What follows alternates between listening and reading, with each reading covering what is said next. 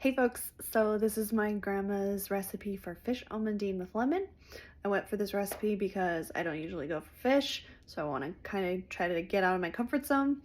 It sounds kind of fancy, but it's really got very few ingredients. They're fresh, it's simple, and it pleased almost everyone in my family. So I hope you guys enjoy.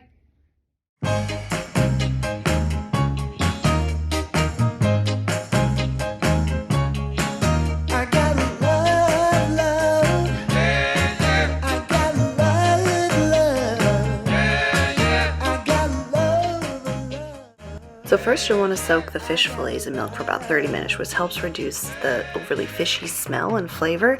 This step isn't required, but can help make it a bit more appetizing if you're like me and you don't always do a lot of fish.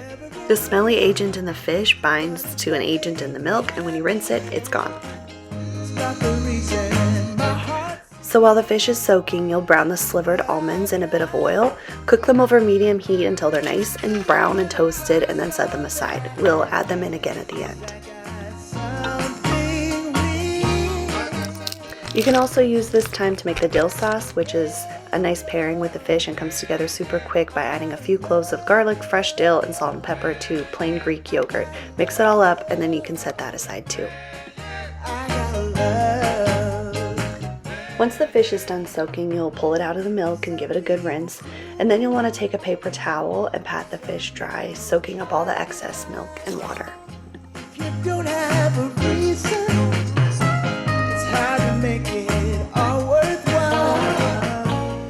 Next, you're going to make your breadcrumb mixture by adding salt and pepper to some breadcrumbs.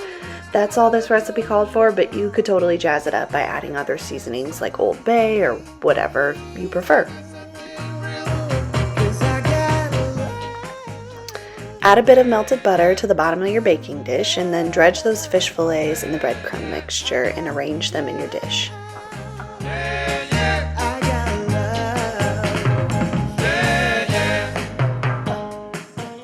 You want to make sure to get the fillets really fully coated, use up all that breadcrumb mixture, because this is where all the good flavor and texture comes in for the fish.